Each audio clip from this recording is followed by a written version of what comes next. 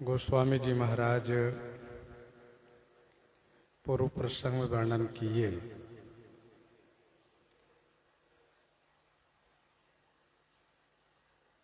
प्रताप भानु को श्राप होने के बाद उस दुष्ट काल केतु ने कपटी मुनि के द्वारा लिखे गए पत्र को सभी राजाओं के पास पहुंचाया। राजाओं ने डंके की चोट पर प्रताप भानु के नगर को घेर लिया, जिससे युद्ध शुरू हो गया।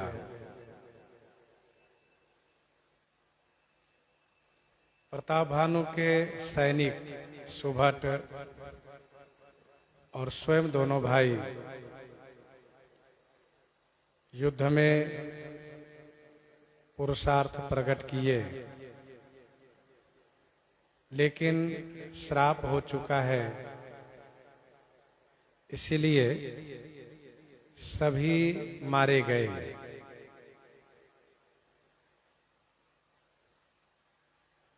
सभी राजाओं ने शत्रु प्रताप भानु को जीत करके उस नगर को फिर से बसाया है। जय और जस प्राप्त करके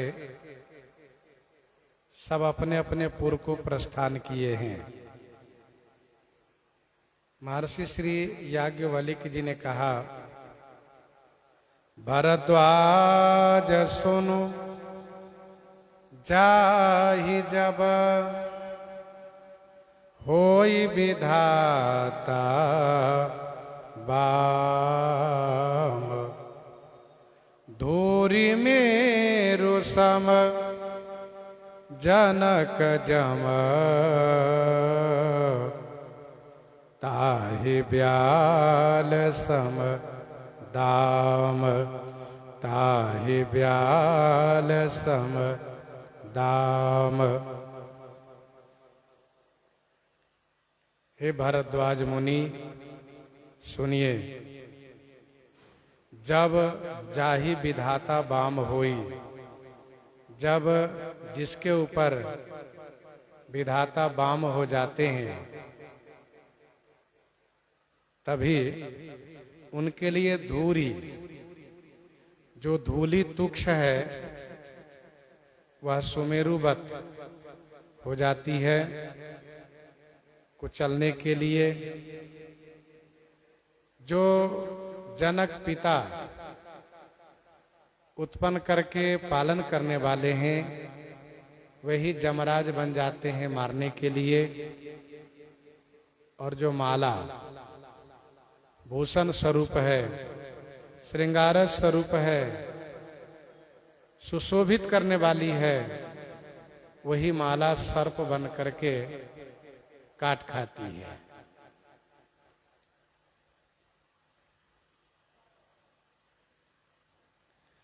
धूरी के समान काल केतु था, पिता के समान कपटी मुनि था, और रत्नमय माला के समान ब्राह्मण लोग थे। सो ब्राह्मण सर्प हो गए, कपटी मुनि यमराज हो गया, और काल केतु सुमेरुवत हो गया।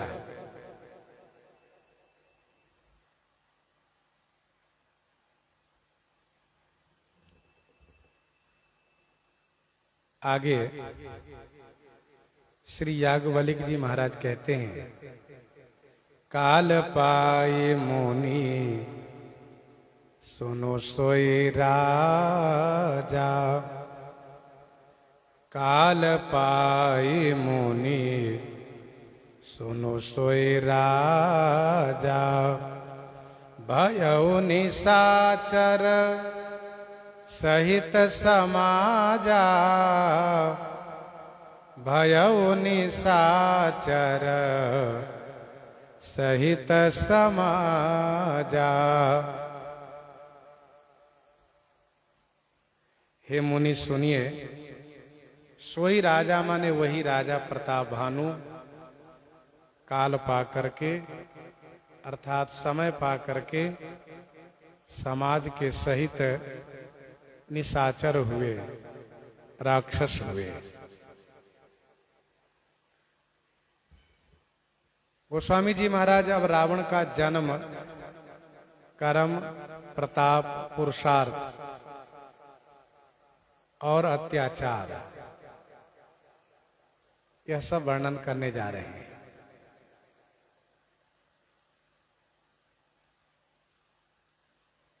काल पाई का मतलब है समय पा करके।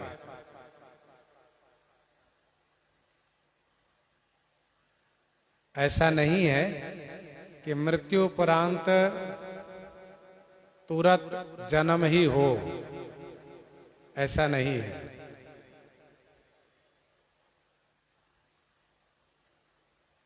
मृत्यु के बाद फिर उसके लिए जहां जन्म लेने का विधान निर्धारित होता है, वहीं उसका जन्म होता है।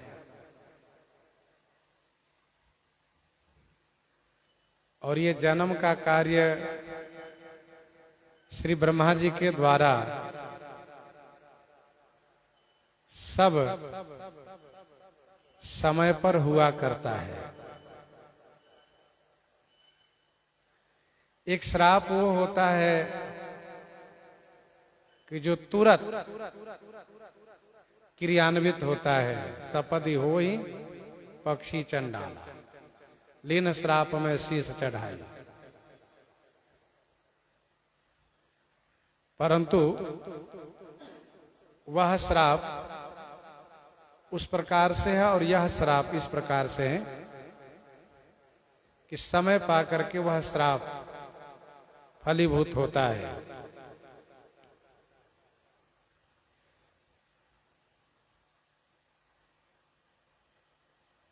विनय पत्रिका 124 में गोस्वामी जी ने लिखा, विनय पत्रिका 124 में,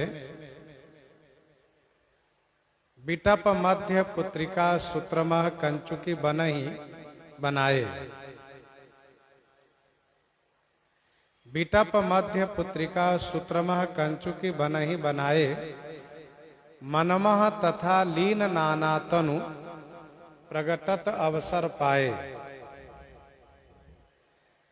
अब एक वृक्ष में वह सभी है जो एक लकड़ी से बनता है, जैसे कि उसमें चौखट भी है, किवाड़ भी है,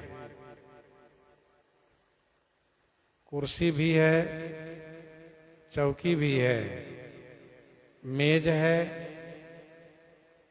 वह अन्य अन्य जो भी वस्तुएं बनाई जाती है वो सब उसके अंदर है। जैसे एक धागा है, जहां धागा बनाया जाता है उस धागा के अंदर सब प्रकार के कपड़े हैं, समय पर प्रकट होता है। वैसे ही मनमह तथा लीन नाना तनु प्रगटत अवसर पाए, मन में अनेक शरीर लीन है जो समय पर प्रकट हुआ करता है।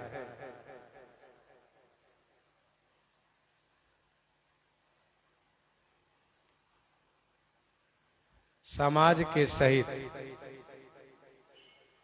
कौन समाज? तो राजा प्रताप भानु के जो समाज थे वे सब समाज।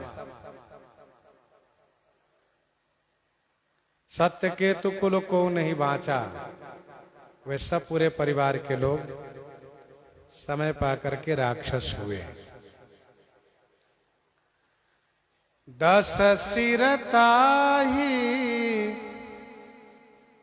20 भुज दंडा,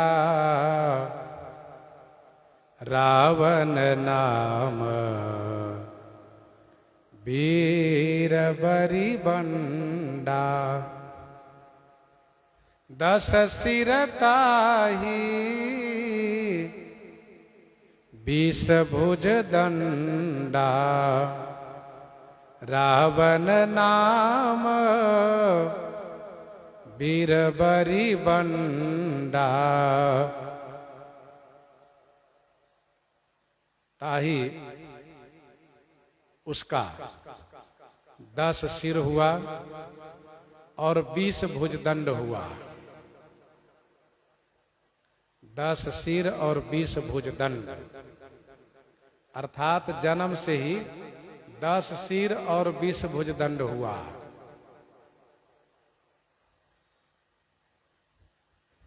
नाम तो उसका दशानन पड़ा, लेकिन बाद में उसका नाम रावण हुआ।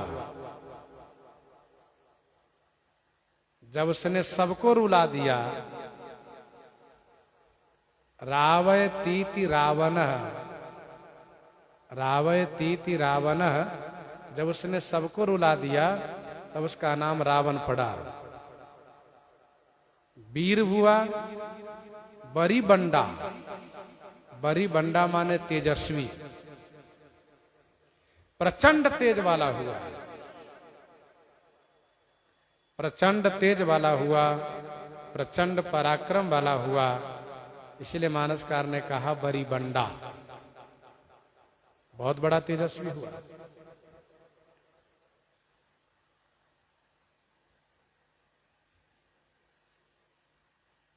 ऐसा वह बरी बंडा हुआ कि चलत दशानन डोलती अवनी, चलत दशानन डोलती अवनी, गरजत गर्भ स्रवहि सुर रवनी। ऐसा हुआ।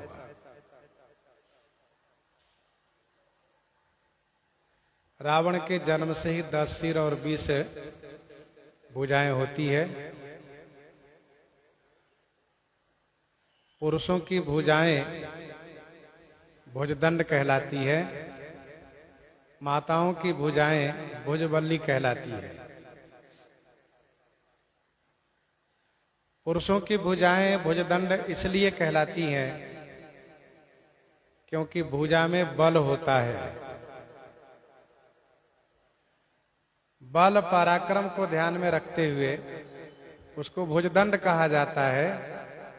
माताओं की भुजाओं को भुजबल्ली अर्थात भुजलता इसलिए कहा जाता है क्योंकि उनकी भुजाओं में बल कम होता है।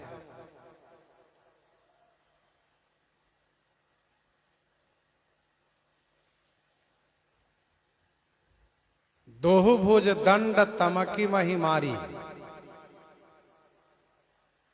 दोहु भुज दंड तमकी मही मारी। फिर परिणाम क्या हुआ? डोलत धरनी सभासद खसे। यह है भुजदंड का पराक्रम, भुजदंड का बल। दो भुजदंड तमकी मही मारी, भूकंप आ गया, रावण भी गिरने लगा। तो 10 सिर ताहि 20 भुजदंडा, रावण नाम वीर बरी बंडा।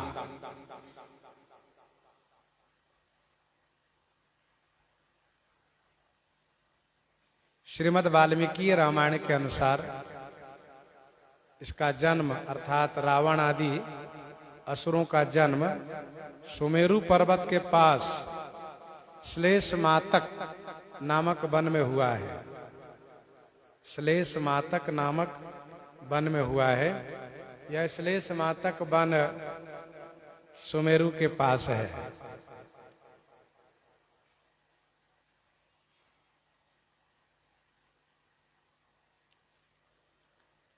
स्कंद पुराण के अनुसार,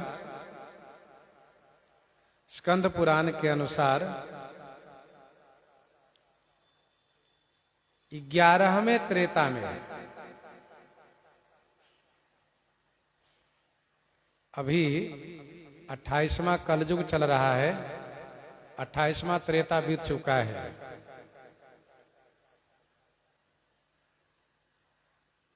11वें त्रेता में जन्म हुआ था इसका।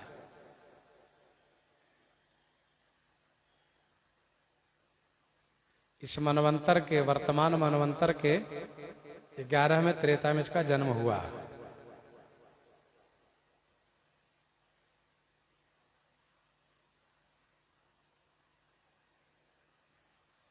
इसकी आयु निर्धारित की गई है 5,61,60,000 वर्ष। 5,61,60,000 वर्ष इसकी आयु थी रावण की।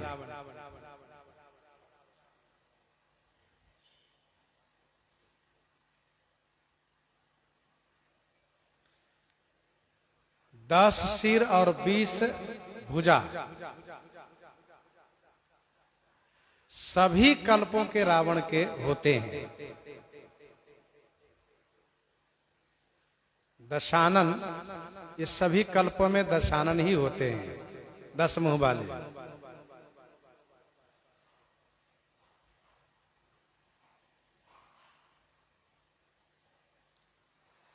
वैसे देवताओं में भी कुछ विचित्र रूप हैं,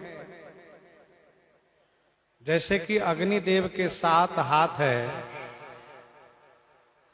3 पैर है। अग्निदेव के 7 हाथ है, 3 पैर है, 2 सिर है। तो देवताओं में भी विचित्रता है।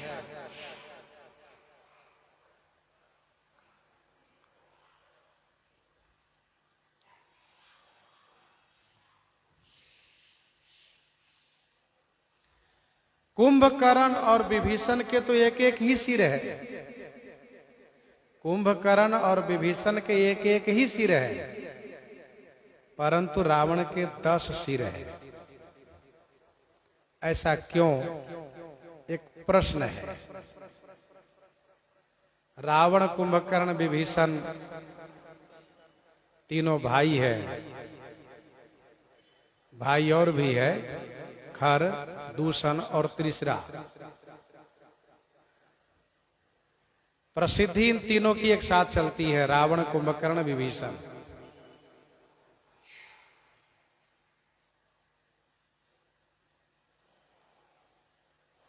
तो दोनों भाई के एक एक सिर और रावण के 10 सिर कैसे हो गए?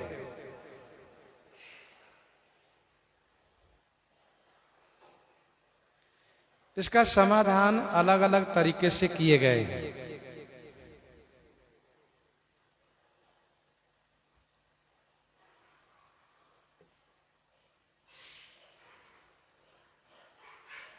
पहली बात तो ये सुन लीजिए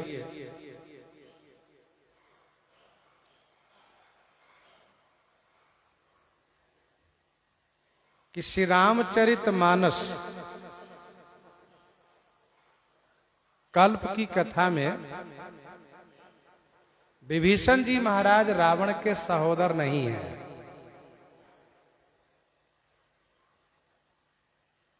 विभीषण जी रावण के सहोदर नहीं है, विमात्री है।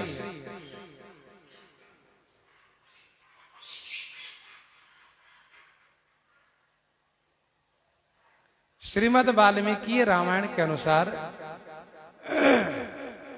एक ही माता के सभी पुत्र हैं।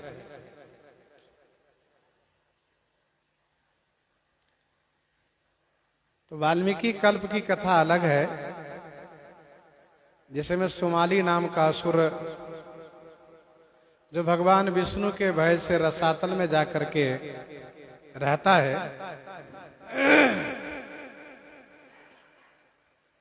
एक दिन वह भूलोक में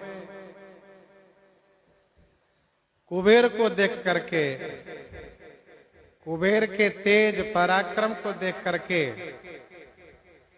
कुबेर जैसा ही पुत्र मेरे असुर कुल में किसी का हो, इस कामना से वह सोच विचार करके अपनी बेटी कैकसी, अपनी पुत्री कैकसी, अब ध्यान ये देना होगा कि वाल्मीकि रामायण के अनुसार कैकसी सुमाली की पुत्री है, वहीं पर अध्यात्म रामायण व अन्य रामायण में विद्युन्माली की पुत्री कहा जाता है। इस बात को भी ध्यान रखना चाहिए। तो कैकसी को वह सुमाली भेजता है, कहां? विश्रवा जी के पास। वह संध्या के समय में आती है, प्रदोष काल में संध्या के समय में आती है, जिस समय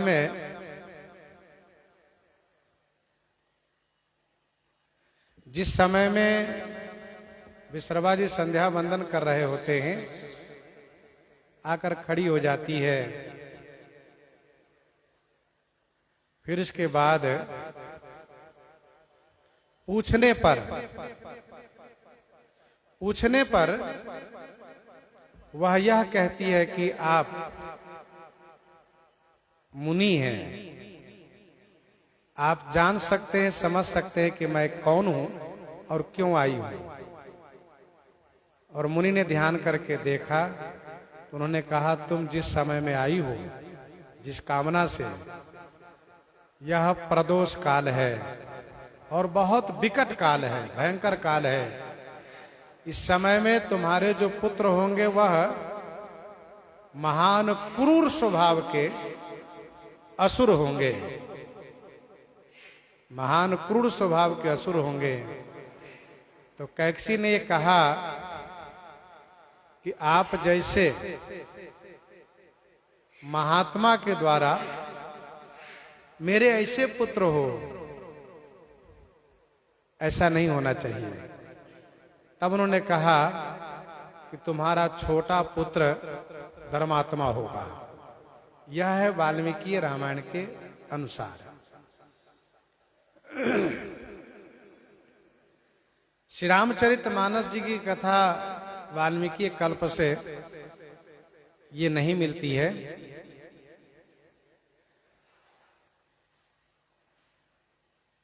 श्री रामचरितमानस जी की कथा भगवान शिव द्वारा रचित हैं, भगवान भोलेनाथ द्वारा रचित है।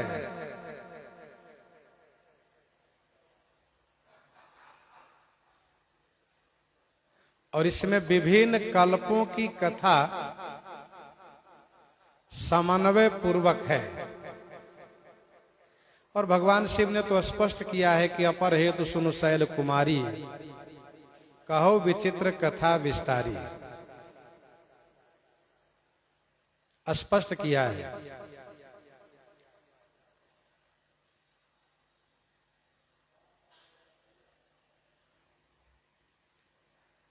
मानस जी की कथा महाभारत की कथा से मिलती हुई है। महाभारत कल्प की कथा अथवा रुद्र यामल और पद्म पुराण की कथा से मिलती हुई है।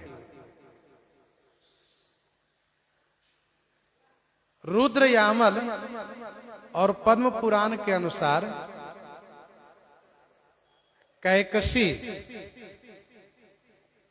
कैकसी से रावण कुंभकर्ण हुआ है और केसी से विभीषण हुए। तो रुद्र यामल पद्म पुराण के अनुसार वहां पर दो माता का नाम लिया गया है। विश्रवा जी की दो पत्नी है, एक कैकसी और केसी। पिताजी सब जगह एक ही है, ध्यान दीजिएगा, विश्रवा जी। माता के नामों में अंतर है, कल्प भेद से। श्रीमद् वाल्मीकि रामायण के अनुसार कैकसी, रुद्र यामल और पद्म पुराण के अनुसार कैकसी और केसी के विभीषण। हम लोग महाभारत कल्प की कथा को श्रवण करें। महाभारत वन पर्व अध्याय 275 में यह प्रसंग वर्णित है। महाभारत वन पर्व अध्याय संख्या 275 में यह कथा मार्कंडे जी श्री युधिष्ठिर जी को सुनाते हैं। मार्कंडे जी श्री युधिष्ठिर जी को सुनाते हैं।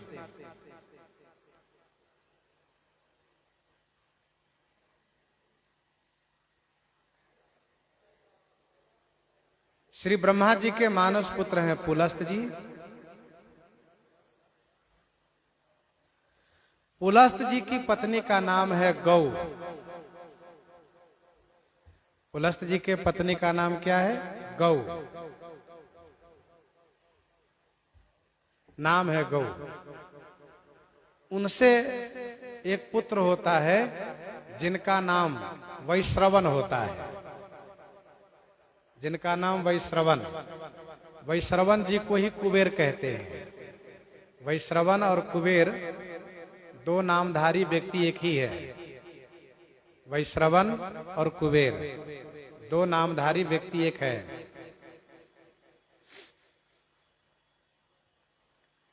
वैश्रवण जी ब्रह्मा जी की सेवा में संलग्न हो जाते हैं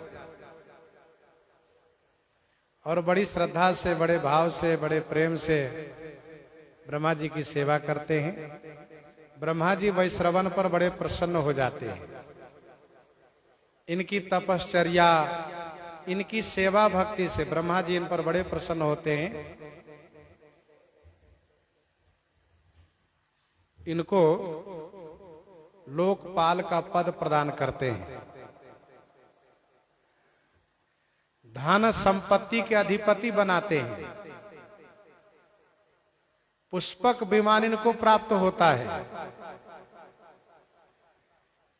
ये बहुत बड़े पद पर प्रतिष्ठित हो जाते हैं, धनाध्यक्ष। आज के समय में यदि कहें, आज की भाषा में तो वित्त मंत्री। तो कुबेर जी का उत्कर्ष बढ़ता जा रहा है, लेकिन पुलस्त जी को बुरा लग रहा है। कभी कभी ऐसा होता है कि पुत्र के उत्कर्ष से पिताजी को भी बुरा लगता है। तो उनको रोष आता है, गुस्सा आती है।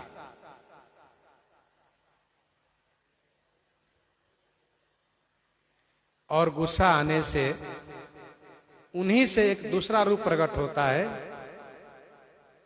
जिनका नाम होता है विश्रवा। विश्रवा।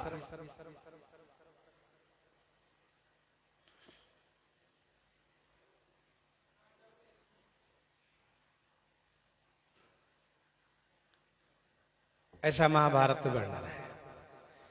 अब जब वैश्रवण जी आते हैं पिताजी को प्रणाम करने, आशीर्वाद लेने, दर्शन करने, तो विश्रवा जी इनके प्रति टेढ़ी निगाह से, गुस्सा भरी दृष्टि से देखते हैं। विश्रवा जी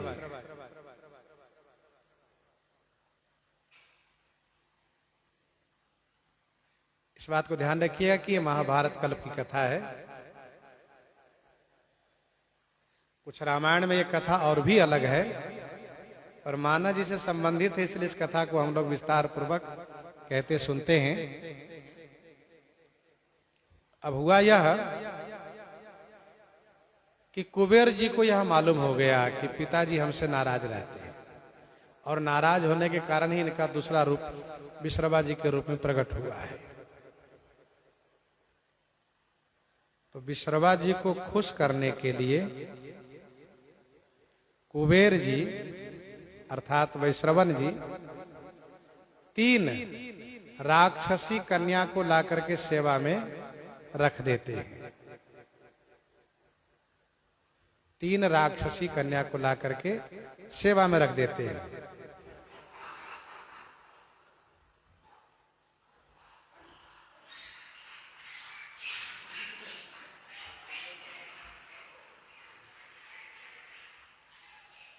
जिसका नाम है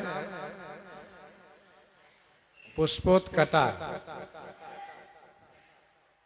राका और मालिनी।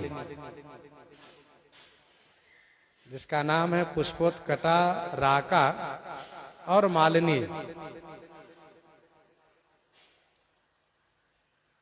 ये 3 कन्या हैं।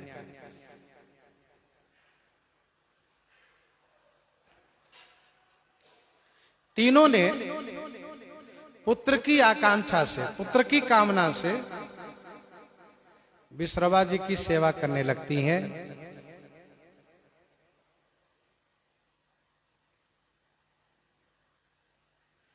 तीनों सेवा करती हैं। विश्रवा जी पुष्पोत्कटा को पुत्र के लिए वरदान दे करके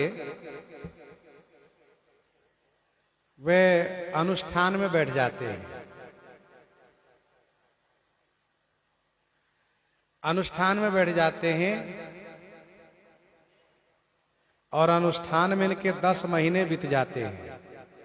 अनुष्ठान में इनके 10 महीने बीत जाते हैं।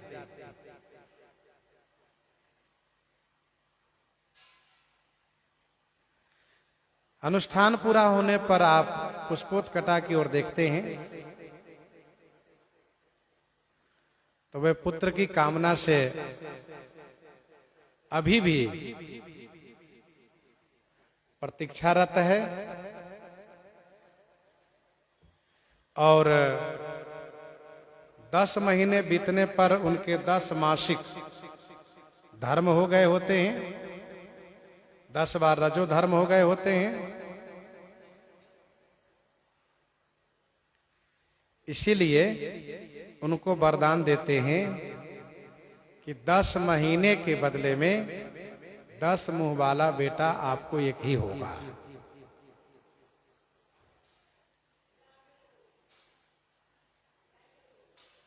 अर्थात 10 पुत्र का सामर्थ्य एक ही पुत्र में होगा। इसलिए वह दशानन हुआ, 10 मस्तक वाला हुआ।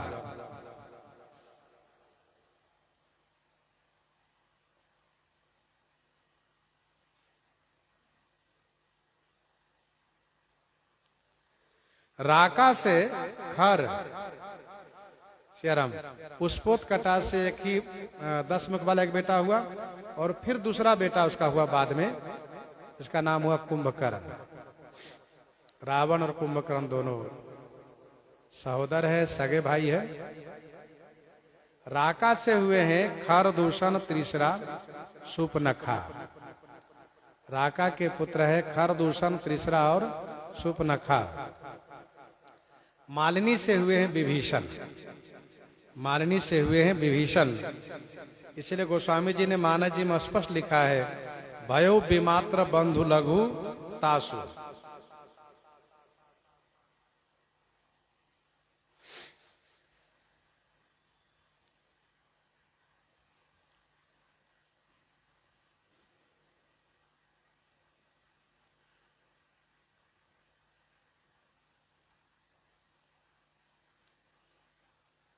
अब रावण जो दशानन है, 10 मुंह वाले हैं, इसके संदर्भ में कुछ और जो भाव है उसको सुनिए। अभी थोड़ी देर पहले चर्चा किया गया है। विद्या 14 है, विद्या 14 है।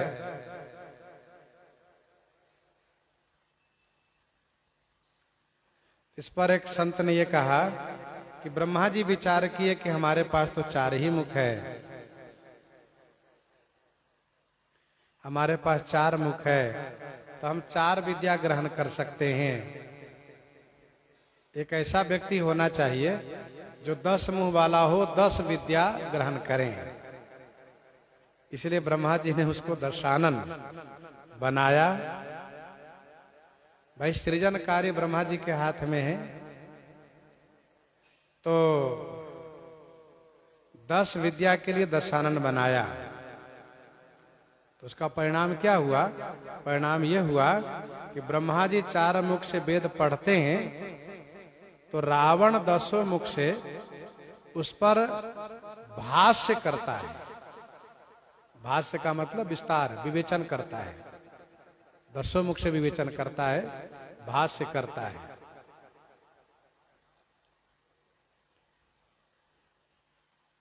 दूसरा एक संत जी ने ये कहा, राजा सब देवमय होते हैं, राजा सब देवमय होते हैं, और सभी देवों में मुख्य त्रिदेव है। सभी देवों में मुख्य कौन है? कहा त्रिदेव। श्री ब्रह्मा जी उत्पत्ति करता है, विष्णु भगवान पालन करता है, श्री शंकर जी संहार करता है।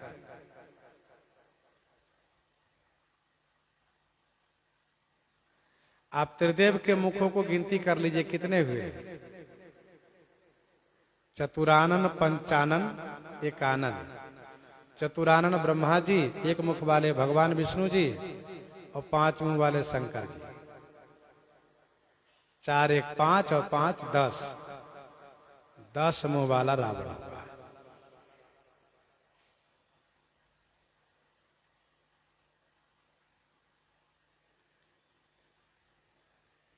इस पर उन संत जी का ये भाव है कि त्रिदेव एक एक गुण के अधिष्ठाता है। त्रिदेव एक एक गुण के अधिष्ठाता है। भगवान विष्णु सतोगुण के अधिष्ठाता हैं, भगवान ब्रह्मा जी रजोगुण के अधिष्ठाता हैं, भगवान शंकर जी तमोगुण के अधिष्ठाता हैं।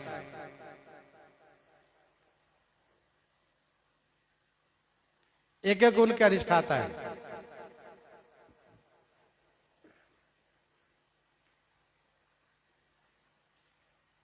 रावण को तीनों गुणमय बनाया गया, इसलिए इन त्रिदेव में जो अलग अलग स्वरूप है वह रावण में एक ही जगह दिखाई देने लगा, अर्थात दशानन हुआ।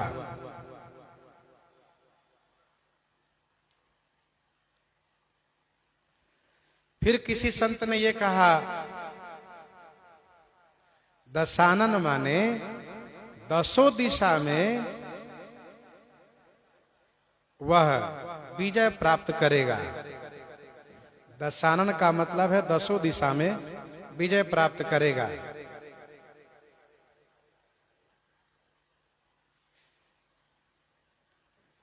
फिर किसी संत ने कहा कि 10वीं दशा मृत्यु है, 10वीं दशा मृत्यु है। तो ये दशानन जो 10 मुंह वाला है, ये संसार के लिए मृत्यु रूप में पैदा हुआ है। संसार के लिए मृत्यु रूप में पैदा हुआ है।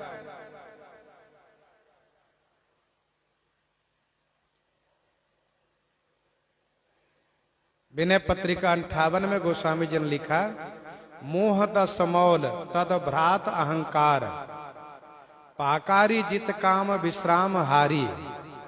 मोह दस मौल तद भ्रात अहंकार। रावण मोह के प्रतीक है, मोह के मूर्त रूप है ये।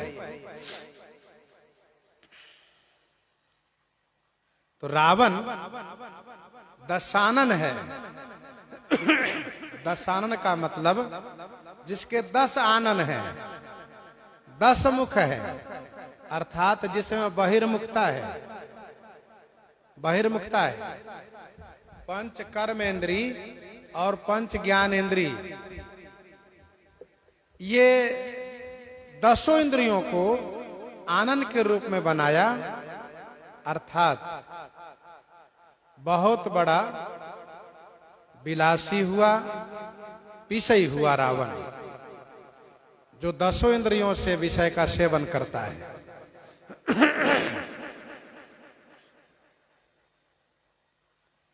10 इंद्रियां ही उसकी आनन है, ये दशानन।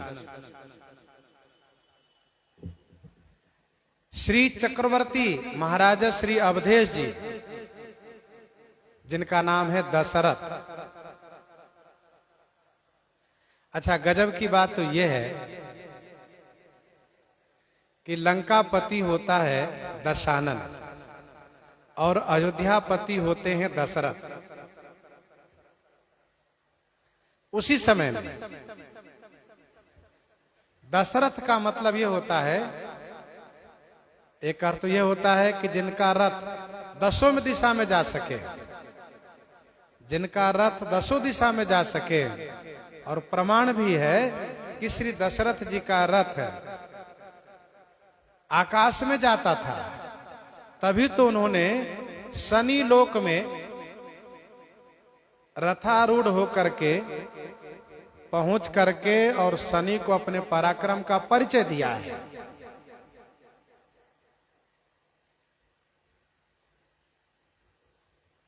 और अध्यात्म दृष्टि से यदि देखें, यद्यपि इस नाम पर हम लोग आगे भी चर्चा करेंगे, वेद विदित तहि दशरथ नाऊ, फिर भी थोड़ी सी चर्चा हम लोग कर लेते हैं।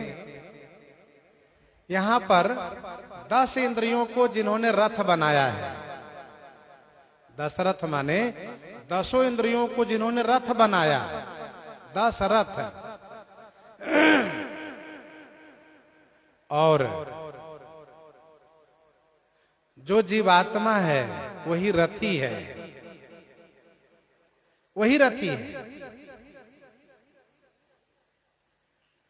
वह इस रथ पर बैठ करके, रथारूढ़ होकर के 10 इंद्रियों को अपने में नियंत्रण करके, भाई जब स्वाभाविक है कि जब दशरथ है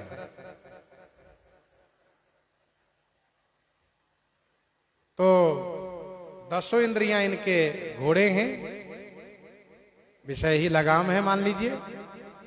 तो 10 इंद्रियों को नियंत्रण करके जो अपने लक्ष्य को प्राप्त करते हो, अर्थात परमात्मा को, भगवान को प्राप्त करते हो, तो पूर्ण ब्रह्म परमात्मा श्री राम जी दशरथ के पुत्र होते हैं। तो 10 सिर ताहि 20 भुज दंडा, रावण नाम वीर बरी बंडा। भूप अनुज अरिमर्दन नामा, भयउ सो कुंभ करन बलधामा। भूप अनुज अरिमर्दन नामा, भयउ सो कुंभ करन बलधामा।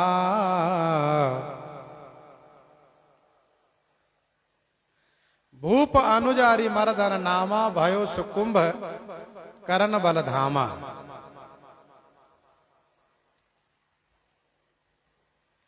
जो प्रताप भानु का, अनुज माने भाई, भूप माने राजा प्रताप भानु का, अनुज माने भाई, जिसका नाम अरिमर्दन था, सो बलधामा कुंभकर्ण भयो। सो माने वह बल के धाम कुंभकर्ण हुआ, वह बल के धाम कुंभकर्ण हुआ।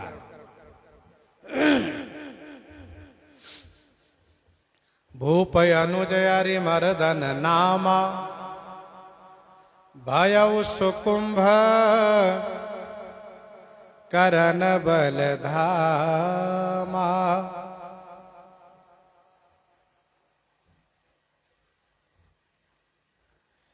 भूप अनुज अरिमर्दन नामा, भयो सो कुंभ करन बलधामा।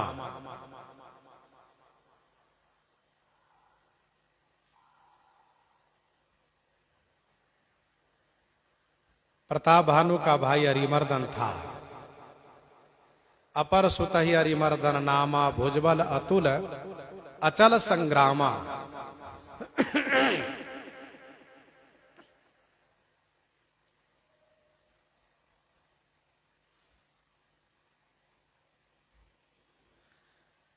तब भी बलवान था वह,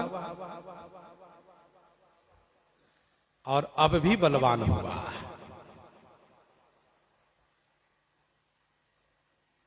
अतुलनीय भुजबल वाला तब भी था और अब भी बल के धाम कुंभकर्ण हुआ।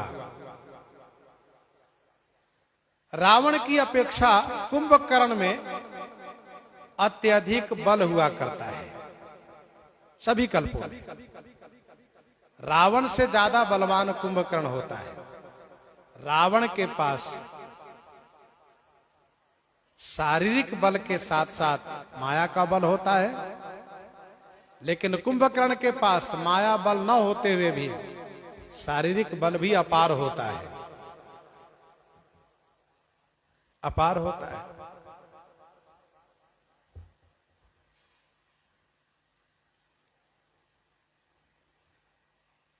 अतिबल कुंभकर्ण अस भ्राता, अतिबल कुंभकर्ण अस भ्राता, जेहि कहा नहीं प्रतिभट जग जाता, करई पान सोवई खटमासा, जागत होई तेहु पुर त्रासा। कुंभकर्ण के प्रतिभट संसार में कोई पैदा ही नहीं हुआ, और अच्छा हुआ कि पैदा नहीं हुआ। एक ही से सब परेशान थे, क्योंकि जागत हुई तेहु पुर त्रासा। एक ही कुंभकर्ण से तीनों लोग त्रस्त था, क्योंकि जब वह सो करके जगता था तो सब लोग डर जाते थे, न जाने आज वह किस दिशा की ओर प्रस्थान करेगा। क्योंकि 6 महीने सोने के बाद कुंभकर्ण जिस दिशा को चलता था उस दिशा को एकदम से साफ करके लौटता था। जो मिल जाए दोनों हाथ से पकड़ पकड़ के मुंह में झोंक लेता था।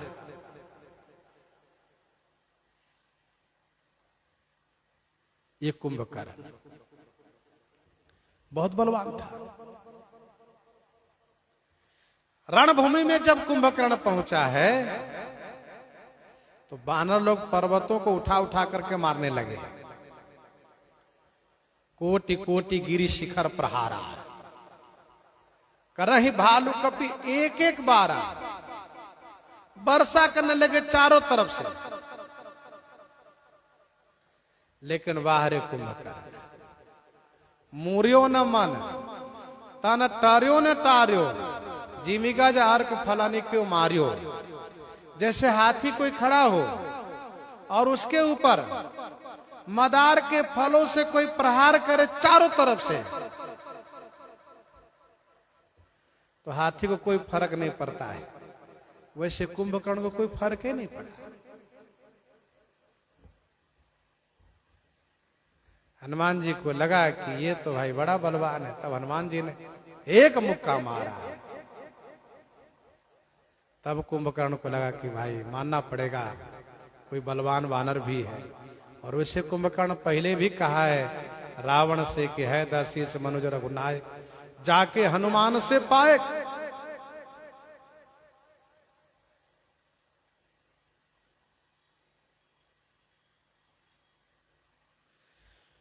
तो भयो से कुंभकर्ण बल धामा, बल के धाम कुंभकर्ण हुआ।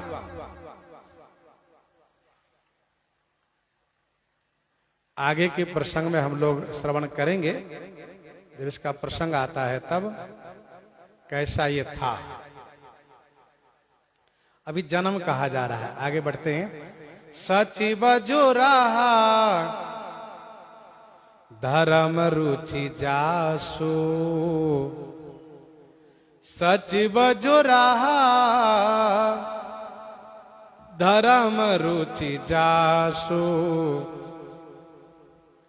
भयउ विमात्र बंधु लघुतासु, भयउ विमात्र बंधु लघुतासु, सचिव जो रहा धर्म रुचि जासु। धर्म रुचि जासु, सचिव जो रहा। धर्म रुचि जासु माने जिस प्रताप भानु का, सचिव माने मंत्री जो रहा। भयउ विमात्र बंधु लघुतासु, विमात्र माने सौतेली माता से हुआ, रावण का छोटा भाई हुआ है।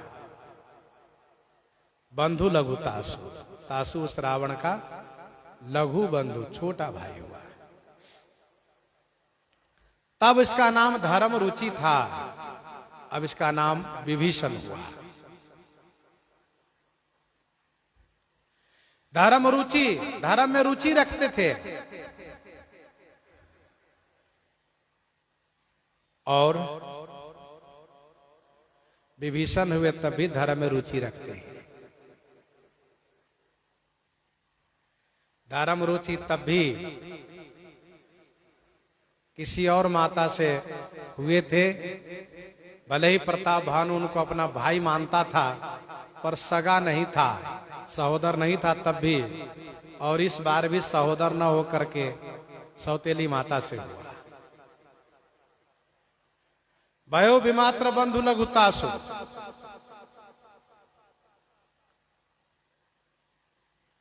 नाम विभीषण जेहि जग जाना, नाम विभीषण जेहि जग जाना, विष्णु भगत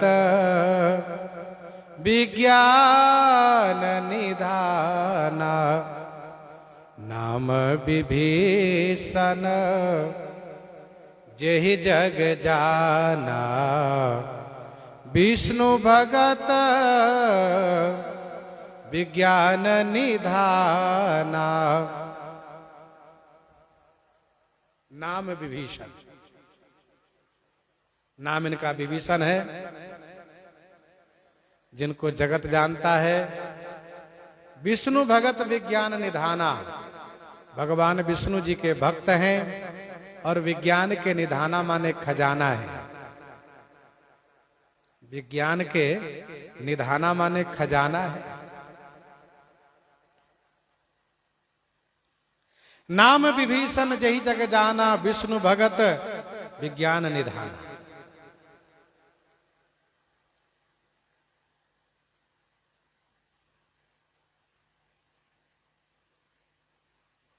तीनों का जन्म, तीनों का नाम और तीनों का गुण गोस्वामी जी ने कहा।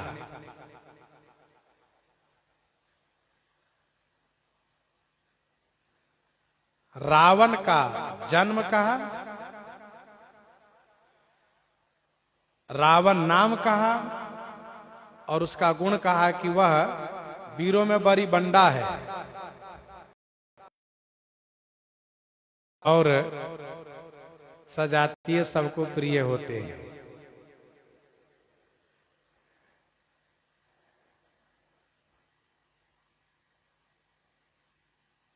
ध्यान दीजिएगा,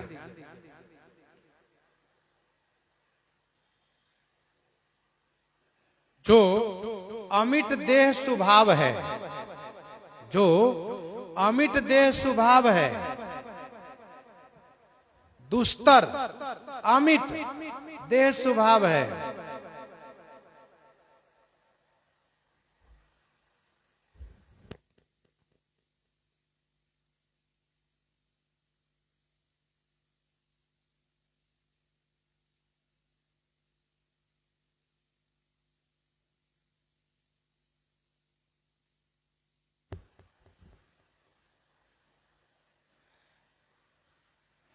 तो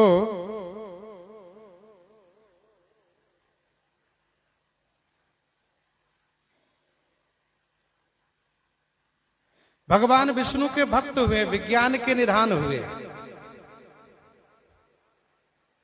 इनका नाम विभीषण है। जिनको जगत जानता है, तो जो अमिट देह स्वभाव है वह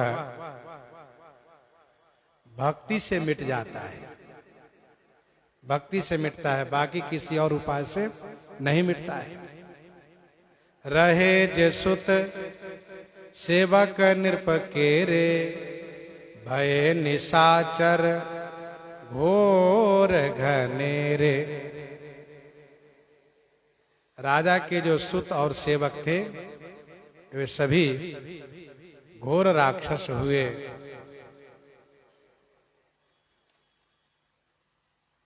अब आगे गोस्वामी जी महाराज इन सब के स्वरूप का, स्वभाव का, क्रूरता का वर्णन कर रहे हैं। सो श्रवण आगे करेंगे। किसी विशेष प्रयोजन से कथा है विराम की जा रही है। सीताराम सीताराम सीता राम सीताराम सीता